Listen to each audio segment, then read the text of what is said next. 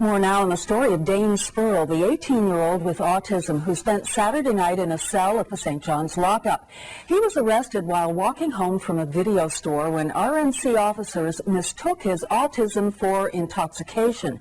Tonight we have a clearer picture of how it happened and reaction from the police chief. Here and now, Zach Gowdy is live with our story tonight. Zach?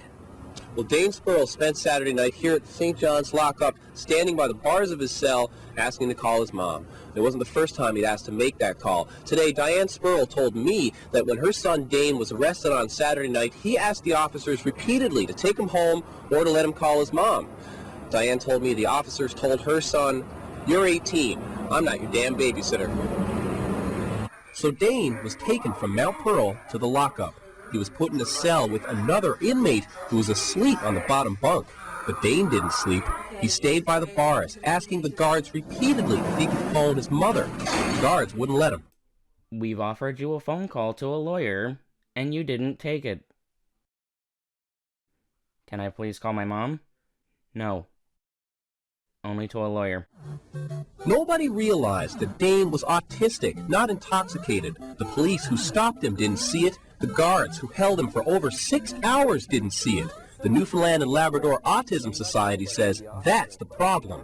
I would like to think that when somebody comes across somebody who's not acting in a typical manner, that your first reaction isn't that they're drunk or stoned, that you might look to, is there another reason why this person's acting in a non-typical manner? Diane Spurrell says Dane resisted when police officers tried to stop him, but she says that's a symptom of his autism. If police don't know the symptoms, mistakes are going to happen. So you could be walking with a slightly different gait, and which also can be mistaken for drunkenness, but so can somebody going into a diabetic reaction. And, first responders need to go, okay, I know what I think is going on here, but maybe I should think twice before I jump to a conclusion. That he's autistic isn't the only thing police didn't know about Dane Spurrell. When Dane resisted, police wrestled him to the ground, and one officer put his knee across Dane's back to cuff him. He couldn't have known that Dane has a shunt in the base of his skull to drain cerebral spinal fluid. If the shunt had been ruptured, Diane says Dane could have been killed. We reached the chief of police today in Labrador City. It's an unfortunate event, and we don't like when this happens at any point. And we'll be contacting, we already have contacted the young man's mother. We'll be speaking to her directly and personally tomorrow.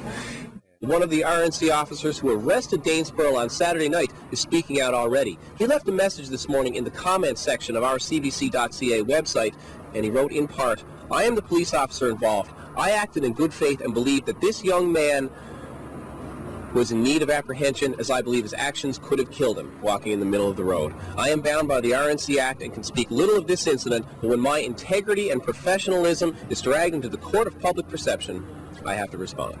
Live in St. John's, I'm Zach Gowdy for Here and Now. Now, Justice Minister Tom Marshall heard CBC's story about Dane Spurrell. He told us today that it troubled him and that he takes the incident very seriously.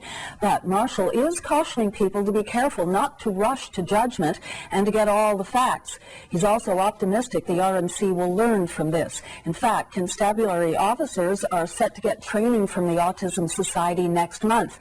And that was something that was in the works before this incident took place.